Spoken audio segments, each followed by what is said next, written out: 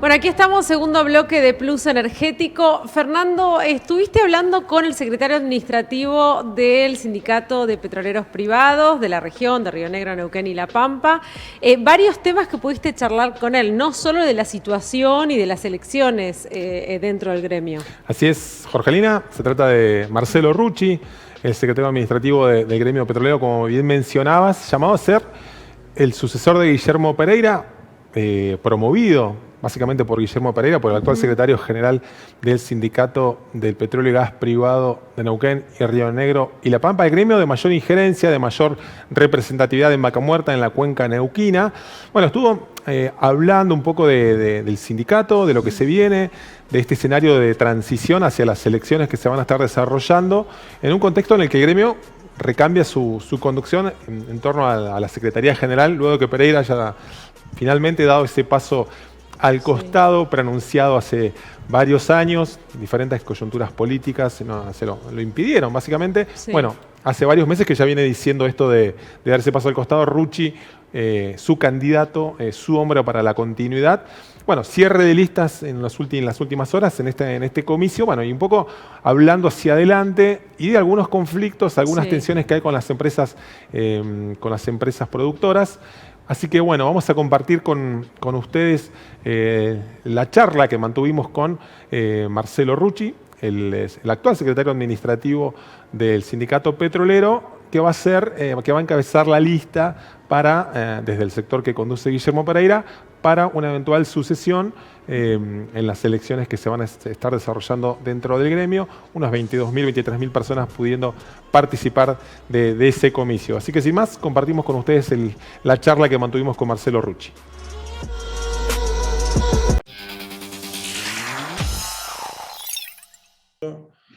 Marcelo, ¿cómo estás? Gracias por estos minutos, por estar en Plus Energético para, bueno, encarar una charla de estos temas de actualidad, la actualidad del sindicato, del sector energético, así que bienvenido a Plus Energético.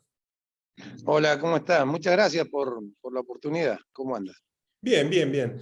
Bueno, quería ver cómo se vienen las elecciones, el gremio está en ese proceso, estuvo realizando una serie de asambleas, convocatorias. Bueno, ¿cómo terminó saldándose esa situación del cierre de las listas? Digamos, estaba ustedes por el oficialismo, la lista que encabezás vos como secretario general. ¿Hay alguna otra agrupación que finalmente comienza a posicionarse para participar de esta contienda? ¿Ya está definido ese escenario? Sí, la convocatoria, la Junta Electoral, como fecha es el 20 de octubre. Se han presentado 3 listas, donde, bueno, justamente la Junta Electoral tiene que dar el visto bueno de acuerdo al estatuto de nuestro gremio, ¿no? Así que, bueno, están en ese proceso de que no haya ninguna anomalía en la cantidad de, por ejemplo, de adhesiones que tiene que tener cada lista. Y bueno, y cómo está conformada la comisión directiva, los cargos que Junta Electoral tiene que analizar todo eso. Así que bueno, está en ese proceso todavía. ¿Qué implica este cambio? Perdón, sí. Sí, tienen un tiempo desde el momento de la presentación de la lista para evaluar que esté todo en orden, ¿no? Como marcan los estatutos. ¿Qué desafío crees que le impone al sindicato, a vos, en este contexto que uno podría decir que es un cambio de figura al frente de la conducción, eventualmente, digo, si te toca acceder luego de ese proceso electoral? ¿Qué escenario se viene para adelante? ¿Qué análisis haces luego de tanto tiempo de Guillermo Pereira al frente del gremio? ¿Qué análisis haces de lo que viene, de los próximos meses? Si, bueno, eventualmente tenés la oportunidad de acceder al mandato de secretario general, ¿cuál es el principal desafío que ves hacia adelante desde el sindicato? Mira, yo creo que hay puntos de acuerdo que hay que llegar con las productoras, con los gobiernos, ¿no? Para que sea previsible lo que se viene en un ámbito donde estemos todos incluidos, ¿no? Creo que ese es el gran desafío. Nosotros apostamos a que las inversiones vengan, que Vaca Muerta sea lo que se pretende que sea, pero creo que para eso tenemos que trabajar mucho en la paz social. Nosotros justamente hoy hablábamos las visitas que hemos tenido a los yacimientos maduros, porque hoy vemos, por ejemplo, que las inversiones solamente están yendo a lo no convencional y hay muchos pueblos afectados con el tema de la no inversión en los yacimientos maduros. Ese es un tema, ¿no? Porque obviamente que hay pueblos que dependen de eso. Yo te puedo nombrar algunos: Putralcó, Plaza Huíncul, Butarranquil, Chosmalal, Rincón, eh, que bueno, son yacimientos maduros que tiene que haber una inversión. Bueno, está esta iniciativa de la ley de incentivo que está llevando adelante el Ministerio de Energía junto al Gobierno Nacional, que lo vemos positivo, lo vemos muy bien, porque creo que definitivamente va a haber una ley que ponga en orden y que sea previsible y que tengamos una política de Estado en lo que es hidrocarburos de acá para adelante, porque acá con cada cambio de gobierno se cambiaban las reglas del juego y esto es lo que ha afectado a que no sea lo que se pretendía en algún momento que sea Vaca Muerta.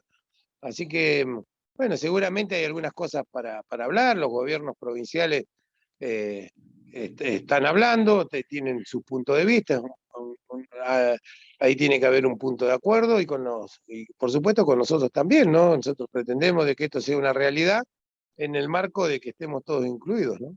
Ujú. Parece haber un consenso en Vaca Muerta, ¿no? En la administración anterior del gobierno de Macri, Alberto Fernández, bueno, también, y obviamente la impronta que desde Neuquén se ha impuesto en los últimos 10 años, como, bueno, Vaca Muerta como esa gran reserva energética para el país, y bueno, un lugar donde despegar económicamente. ¿Crees que todavía falta un camino por recorrer en materia de acuerdos políticos? Digo, de sostener eso al margen de los colores políticos. Hemos visto a grandes empresarios desfilar por Neuquén. Recuerdo el precoloquio de ideas hace unos años atrás también, como un ámbito de consenso. Falta sostener reglas políticas, ¿crees? Y solucionar cuestiones macroeconómicas. Digo, al margen de la letra chica de la cuestión petrolera, está esa cuestión económica como trasfondo también a ir solucionando. Sí, creo que tiene que haber un acuerdo político fundamentalmente y tiene que haber también, para que sea una realidad, inversiones para poder evacuar, por ejemplo, el tema del gas, ¿no? Hoy es un cuello de botella que si no hay un gasoducto que pueda evacuar la cantidad de gas que se va a producir en lo que es Vaca Muerta, es imposible que sea una realidad, porque es infraestructura que hace falta y que tiene que existir. Así que yo creo que tiene que haber un acuerdo político porque no podemos pretender que haya inversiones si no es previsible lo Vaca Muerta, ¿no? Así que me parece que hay muchos actores que tienen que ponerse de acuerdo definitivamente para justamente tener una política de Estado en hidrocarburos que sea para el futuro y que no se cambie cada vez que viene un gobierno o entra otro, ¿no? Con diferentes pensamientos. Así que esperemos que esto salga bien, que se pueda seguir trabajando con esto y que se pongan de acuerdo, ¿no? Fundamentalmente creo que se necesita de un gran acuerdo político. ¿Qué tal si está la conciliación obligatoria? Había sido, bueno, dictaminada por el Ministerio de Trabajo de la Nación en la previa de una medida de fuerza que estaba anunciando jerárquicos, y ustedes también estaban sumándose a ese reclamo. ¿Qué estuvieron negociando? ¿Si vieron una negociación al respecto? ¿En qué instancia está esa convocatoria? Sí, tuvimos una reunión con el Ministerio de Trabajo de la Nación, donde exhorta a las partes al diálogo, a ponernos de acuerdo, eh, a, a tener diferentes reuniones con las cámaras por fuera de lo que es el ministerio para llegar a algún acuerdo y poder llegar cumplida la fecha con un acuerdo donde podamos solucionar estos problemas que nosotros estamos planteando, que son problemas que tienen que ver con dotaciones y en definitiva con la seguridad y la salud de los compañeros, ¿no? Y vemos que están, el tema de dotaciones están explotados los compañeros porque esto cuando inicia lo que es la adenda era una curva de aprendizaje y nosotros entendíamos que estaba bien, pero hoy lo podemos leer en cualquier medio, los récords mundiales que se están haciendo de fracturas o de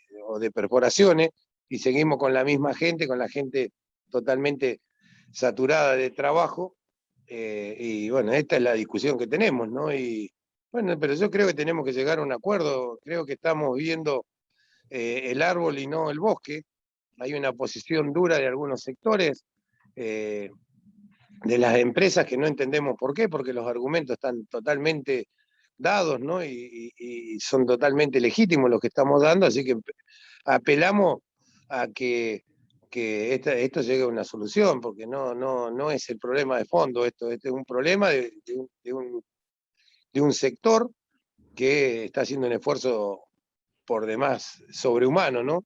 Y creo que es momento de arreglarlos. Así que si el que entiende de la parte operativa se da cuenta, porque lo hemos hablado con la misma gente de estas compañías que hoy se niegan, de que la necesidad de trabajadores es totalmente legítima que estamos planteando, ¿no?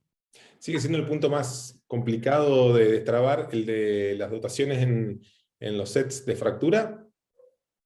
Sí, sigue siendo un punto difícil de destrabar con algunas compañías, sobre todo con YPF, pero no entendemos por qué, ¿no? Porque no estamos hablando de una incorporación masiva de trabajadores, estamos hablando de mucha gente. Estamos hablando, hay tres, 4 sedes de fractura, que significaría no más de algunos trabajadores, ¿no? Igual que en los equipos, estamos pidiendo un hombre más por equipo, tanto en perforación como en workover, que no hace a una gran cantidad. Estamos hablando de eh, poder cuidar la salud de los compañeros y el trabajo esforzado que están haciendo, porque es mucho el trabajo que hay.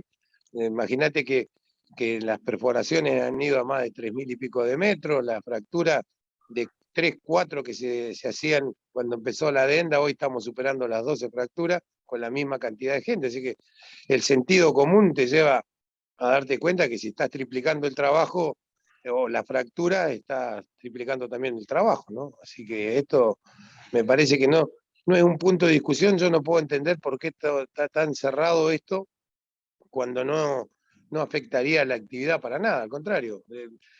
Cuidaríamos la salud de los trabajadores y la seguridad de los trabajadores también, ¿no? Ujú. Marcelo, tengo una consulta vinculada a la situación, a esto. Hay una serie de conflictos que se dan habitualmente en los campos productores, en cercanías bueno, lo que es el corazón hoy de Vaca Muerta, en la zona de Añelo, y que tiene que ver con los reclamos de comunidades mapuches que han estado, bueno, planteando algún tipo de medida de acción, digo, si recorremos los últimos años, con vaivenes ha sido un conflicto recurrente. ¿Qué opinión tenés respecto a esos reclamos que suelen hacer las comunidades mapuches en cercanías de Añelo? ¿Se los puede englobar en un todo, generalizar? ¿O crees que hay particularidades y eventualmente cuáles serían? A ver, el reconocimiento de las comunidades mapuche están dadas, ¿no? No, por los gobiernos tanto nacional como provincial. Creo que hay un tema que lo tienen que solucionar, que es un tema que lo tienen que solucionar para que justamente las productoras que están dentro de los territorios mapuche puedan desarrollar la actividad y al poder desarrollar la actividad también permitir que justamente haya más puestos de trabajo. Pero creo que es un tema que lo tienen, creo que un tema que tiene que ir a fondo para poder darle una solución definitiva, ¿no? Y no que exista estos problemas que habitualmente existen por los reclamos de las comunidades mapuches, ¿no? Ujú.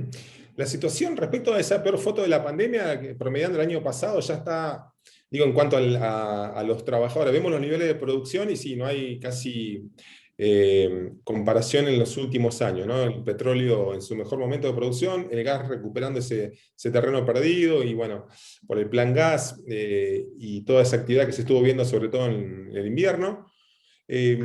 Respecto a los niveles de ocupación de los trabajadores, todos aquellos que estuvieron fuera de los yacimientos en, supongamos, mayo, junio del año pasado, ya están ocupando los cargos que estaban ocupando. Digo, ¿volvieron a los yacimientos ya todos o el grueso? Sí, en líneas generales volvieron prácticamente todos. También tuvimos la posibilidad de poder volver los compañeros que estaban de riesgo, ¿no? Porque ha salido un DNU donde habilita a los compañeros que con una vacuna y puedan volver a la actividad y bueno, los que tienen las 2 vacunas mucho mejor todavía. Así que no es mucha la gente que nos está quedando, así hay algunas empresas que están complicadas por la baja en la actividad que desarrollan y que bueno, tenemos que ir viendo y tratar de ir arreglándolo, ¿no? Pero en líneas generales estamos volviendo a la normalidad. En cantidad de trabajadores que están volviendo. Ahora, en la cantidad de esto, todos estos récords de producción y todo lo que está viendo, no va de la mano justamente con la cantidad de trabajadores que hay. Seguimos siendo ni siquiera los mismos, ¿no? Porque en el medio de toda esta pandemia perdimos más de 3.000 puestos de trabajo. Entonces, ni siquiera sigue lo mismo antes de la pandemia. Por eso hablamos del gran esfuerzo que están haciendo los trabajadores en los diferentes, porque no es solamente un tema de perforación o de equipos o de fracturas, sino que en líneas generales es un tema que tenemos que verlo, ¿no? Así que vemos esa recuperación, los trabajadores han puesto todo, hemos sido uno de los pocos gremios que tuvimos en el 223, en el plan de sustentabilidad, creo que es una etapa ya cerrada, y bueno, hoy hay que empezar a hablar de cubrir los puestos que son tan necesarios en los diferentes yacimientos que se perdieron, ¿no? ¿Ven este nivel de actividad en los próximos meses? ¿Creen que es sostenible? Si bien la pandemia como que agrega un marco, esa palabra que tan en boga en los últimos meses, que es incertidumbre, ¿no? Pero bueno, los niveles de contagio parecieran, al menos en este momento del año, ¿no? Parecieran ofrecer una perspectiva de más sostener este ritmo de producción, ¿o creen que todavía hay un riesgo de volver al momento anterior, a esa foto dramática por el promedio del año pasado? Yo no creo que sea igual, ¿no? Porque hoy, gracias a Dios, con el tema de la vacuna, eso ha ayudado muchísimo. No creo que vuelva al extremo de lo que fue al principio del 2020, pero sí, bueno, hay que tener cuidado. Seguimos en pandemia, seguimos con esta situación, con una nueva cepa que es peligrosísima y bueno, vamos a ver cómo se desarrolla de acá para adelante, pero en condiciones normales, si las condiciones fueran normales, veo que la actividad va a repuntar muchísimo, ¿no? Porque tenemos un buen precio del barril de petróleo, tenemos el plan gas que también ha incentivado mucho a las empresas, si bien es cierto que falta en infraestructura, también están los proyectos para un gasoducto para evacuar el gas que producen todas las productoras que están en Vaca Muerta, así que yo veo prometedor el futuro, ¿no? Marcelo, muchas gracias por estos minutos, por el contacto y bueno, la retomamos, esperemos poder seguir el diálogo en breve. Muchísimas gracias por estar en Plus Energético también, ¿eh? No, muchas gracias a ustedes por llamar y bueno, a disposición cuando lo consideren.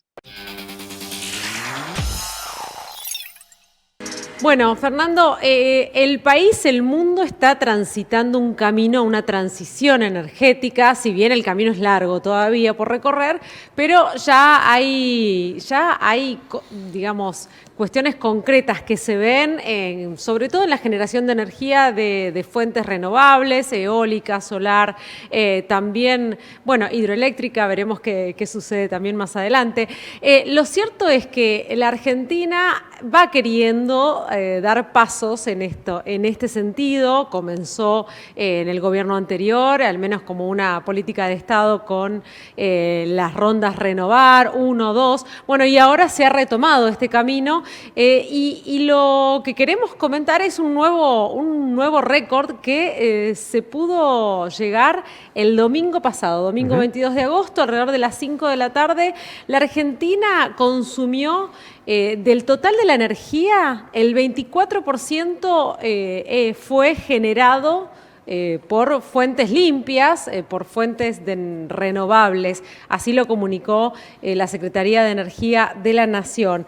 Cuando, recién lo comentábamos también, el promedio de la demanda total abastecida a partir de fuentes renovables no llega al 10% normalmente, lo que sería la media, ¿no? Claro, esa es una. la media anual de Exacto. un cerca de un 10% de la demanda habitual. Bueno, importante y significativo respecto a lo que del potencial descomunal que tiene Argentina también en las renovables. Provincias como Neuquén, como Chubut, bueno, en el norte ni que hablar, provincia de Buenos Aires también aprovechando los vientos en la eólica, Neuquén avanzando también en la construcción de algún parque solar, Sí. vientos neuquinos ahí en la zona de Piedra del Águila como el parque gigantesco en materia eólica, uno de los más grandes del país. Bueno, todo ese potencial que también sale en auxilio de la generación hidroeléctrica en un momento Tal de cual. complicaciones, ¿no? Sale a dar una respuesta Justamente. a la demanda interna en función de eso que mencionabas vos también, ¿no? La crisis climática y cómo eso se traduce en la posibilidad de menor disponibilidad del recurso hídrico, que es central también en la provisión de electricidad en el Chocón, en la zona de la Mesopotamia, ¿no? Bueno, esta escasez de lluvia le abren la puerta a la renovable y vuelven a poner en escena este segmento que costoso de desarrollar, Sí. que requiere de políticas, bueno, esto que hablábamos también de la macroeconomía, países que van transitando ese camino de un modo apresurado por esta cuestión climática. Bueno, en Argentina tenemos una materia energética más vinculada a los fósiles todavía, pero hay respuestas muy claras que está dando la renovable, ¿no? Sí, te cuento concretamente, a las 17:05 el domingo 22 de agosto, el 24,72% de la demanda total nacional fue provisto por fuentes de este tipo, de energías renovables. En julio fue el mes de mayor generación eléctrica en la historia a partir de fuentes renovables, con 1.600 gigavatios hora en el mes. Estos son algunos indicadores y como decíamos, el año pasado en promedio de la demanda total abastecida a partir de estas fuentes de energía renovable fue del 9,7%. Sin duda una transición que se da porque por necesidad y también porque es una tendencia mundial. Sí, por inversiones previas y también bueno, alguna política que se estuvo llevando adelante, un tanto parcial y por ahí no tan con cimientos tantos en lo que era posible, al menos hasta ahora, Claro. en materia de infraestructura. También se necesitan redes, hacer inversiones costosas para seguir impulsando eso. Pero venimos de una semana de Sí. récords en el sector energético, no solo en renovables, ¿no? Sí, ahora pasamos a otro tema entonces, y si venimos a Neuquén, venimos a Vaca Muerta y vemos la producción del mes de julio, también hay nuevos récords. Hubo un indicador que estuvo comunicando, viste que hay como una suerte de disputa por la comunicación de los récords también. Sí, Y por los sale un marcos. récord y al otro día sale otro. Sí, también hay como una puja por quién lo instala en la agenda pública, ¿no? Bueno, el gobierno neuquino estuvo anticipando algunos indicadores respecto a la producción de crudo y de gas, ¿no? Como de Neuquén, básicamente. Sí. Venimos anticipando ese cuadro de situación en los últimos meses. Vaca Muerta dando ese impulso al petróleo y al gas. En el caso del crudo, 203.000 barriles, algo por encima de los 203.000 barriles diarios de producción en promedio. Venimos de récords sucesivos en buena parte del último año. Pasamos de 180 y tantos de miles a estos 203.000 en el crudo. Bueno, ¿qué está tallando ahí? Esta demanda interna de combustibles, alguna flexibilización. Todos vemos más coches circulando. Impresionante cómo se ve ahora. Algo de transporte Sí. público funcionando. Bueno, Sí. hemos visto en la zona cordillerana vehículos varados. Bueno, no están significando que hay coles que están funcionando. Por caso, algo de Exactamente. aviación, el sector aerocomercial. Exportaciones, como lo venimos señalando también en el último año, cerca del 40%. Empresas como Vista Oil and Gas estuvieron importando en el 2020, siguen haciéndolo. Shell sigue haciéndolo, Tecpetrol sigue haciéndolo, Exxon sigue haciéndolo, bueno, Chevron. Digo, muchas empresas que han encontrado respuestas también en los excedentes de crudo que tienen en Neuquén, fuera de la frontera, ¿no? Y por el lado del gas, sin duda, la demanda más importante, promovida por el Plan Gasar, el precio estímulo a la producción de gas. Bueno, en este contexto de más demanda, estamos en esos 4 meses signados por el invierno, Sí. que bueno, están auxiliando ese frente complicado de la necesidad que ha tenido el país en este momento, hasta que despegase este Plan Gasar, de gastar algo así como 3.000 millones. Argentina va a estar gastando en torno a los 3.000 millones de dólares al año, en este año actual, en compra de gas natural licuado, Claro. de GNL, ese gas que llegan los barcos, ¿no? Sí, gigantes, Gigantescos. que son como pequeñas fábricas. Que son como exactamente, el gas líquido que de ahí se reinyecta en forma gaseosa en los tendidos troncales.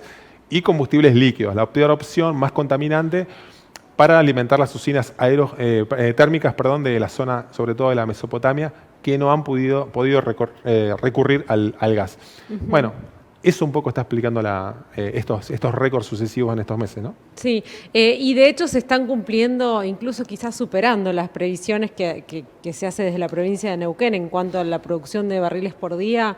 Se hablaba que para fin de año se pueden llegar a los 230.000. Bueno, faltan 3 meses, quizás habrá que ver cómo continúa. Si no pasa nada, si todo continúa en el mismo carril, se puede llegar incluso a superar. Sí, hay que ver las condiciones de precio. Por ahora Sí. sigue estando en esa franja de en torno a los $70, que es un indicador más que interesante para los proyectos de vaca muerta. Nos decía en el programa pasado el ministro de Energía y Recursos Naturales de Neuquén, Alejandro Monteiro. Sí.